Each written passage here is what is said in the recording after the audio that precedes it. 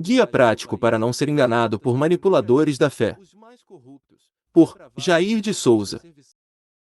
Desde os primórdios, a humanidade sempre esteve submetida à ação dos manipuladores de seus sentimentos para que os interesses característicos de certos grupos fossem mantidos ou conquistados.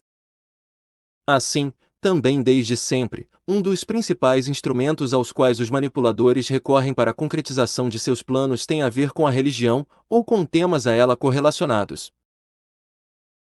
Por isso, considero quase que impossível vislumbrar uma resposta para este tipo de problema sem que tenhamos igualmente uma boa compreensão do significado dos fatores que dão embasamento aos sentimentos religiosos e às religiões como instituições organizadas da sociedade.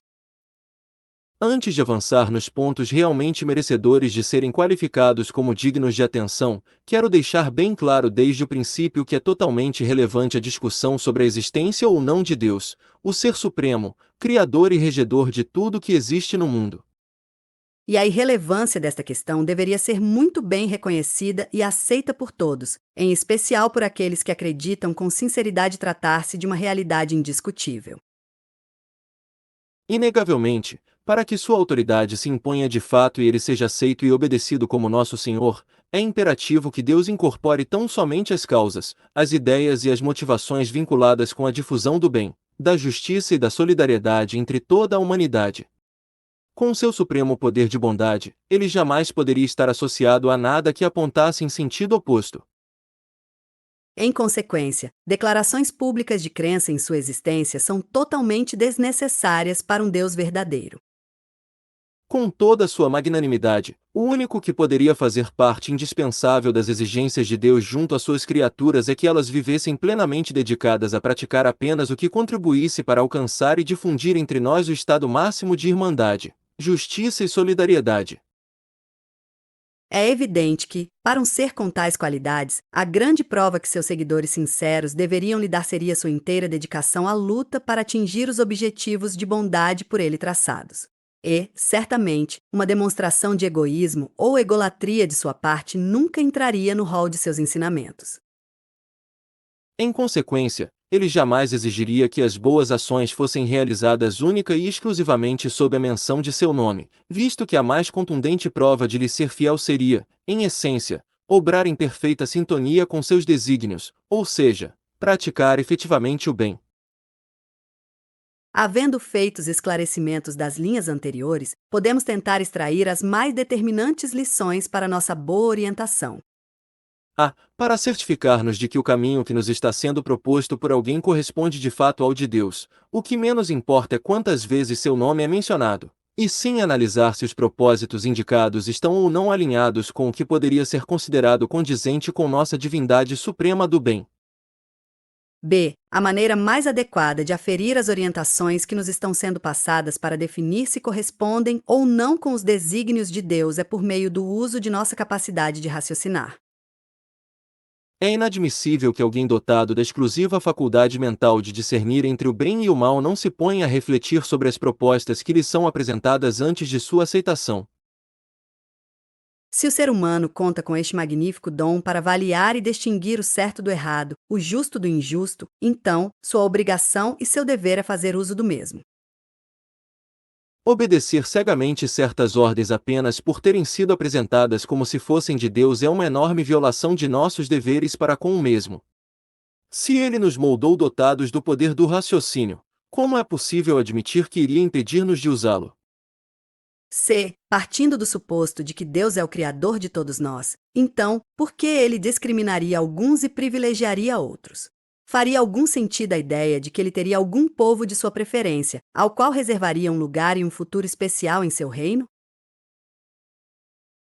Caso fosse assim, ele não passaria de um racista, um ser monstruoso, indigno, que mereceria ser rechaçado e condenado por todos os que defendem os princípios da justiça e da bondade. Mas, logicamente, foram os espertalhões manipuladores os que inventaram essa história de que Deus tem um povo escolhido. É porque, com isso, eles tratavam de obter benesses para si mesmos em detrimento do conjunto da humanidade. Porém, quando exercitamos nossa capacidade de raciocinar, torna-se mais fácil deduzir que esse favorecimento de uns em prejuízo dos demais é uma característica maligna, é algo muito mais típico do diabo, que nunca poderia estar associado a Deus. D. Os estudos científicos sobre a psicologia de massas revelam um enorme potencial do ódio para manipular e conquistar a adesão de grande número de pessoas com o intuito de jogá-las contra outros grupos humanos. Os manipuladores sabem muito bem que, quando estão tomadas pela fúria, as pessoas se dispõem a acatar e cometer quaisquer monstruosidades, por mais absurdas que sejam, contra os alvos de sua ira. Para ilustrar o que acaba de ser mencionado, podemos recordar o período em que o Brasil esteve submetido à intensa campanha midiática de endeusamento da mais tenebrosa quadrilha do crime organizado em atividade por aqui, a chamada Operação Lava Jato.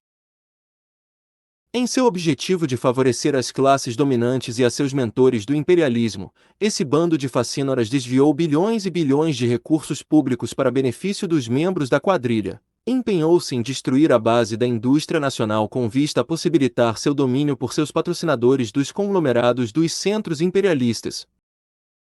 Entretanto, todos esses crimes avassaladores contra nossa nação foram praticados com a tolerância de boa parte de nossa população, que havia sido injetada com o veneno do ódio contra os corruptos do PT. Ou seja, para propiciar a pilhagem do país e abrir as portas para o imperialismo, os mais corruptos, depravados e entreguistas serviçais dos interesses antinacionais falavam que estavam combatendo a corrupção. Esse mesmo modelo de indução hipócrita de ódio por quem quer cometer os delitos que dizem estar combatendo é muito empregado por certas correntes políticas pseudo-religiosas que atuam fundamentalmente no âmbito do chamado neopentecostalismo. Assim, é comum observar como certos pregadores do mal, aproveitadores da pior espécie e inimigos mortais de tudo que a figura de Jesus simboliza, injetam e destilam seu mais venenoso ódio entre os seguidores de seus estabelecimentos sob o pretexto de estarem numa campanha frontal contra as forças do diabo.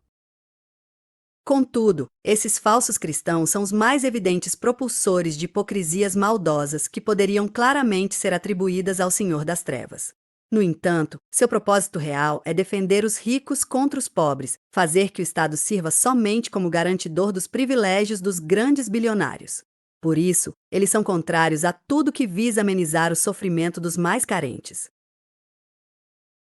Portanto, não à toa, embora se oponham tenazmente ao Bolsa Família alegando que serve para sustentar vagabundos, comandavam ativamente e se locupletavam até o talo com a ladroagem do Banco Master e do maior projeto de desvio de recursos públicos de que se tem notícia na história de nosso país.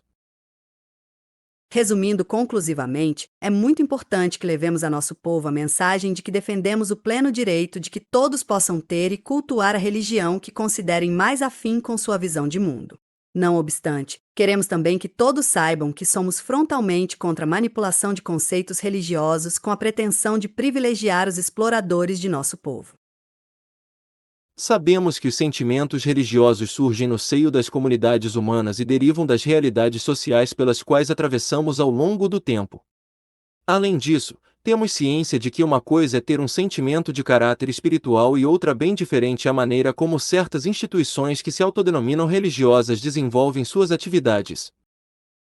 Neste esforço por construir um mundo melhor, tendo ou não religião, devemos estar sempre dispostos a aceitar e apoiar tudo que seja efetivamente proposto e feito em benefício das maiorias populares. E, por outro lado, opormos-nos com muita determinação àqueles que almejem, na verdade, manter ou fomentar as condições de subordinação da maioria para favorecimento dos que acumulam fortunas às custas da exploração de nosso povo trabalhador.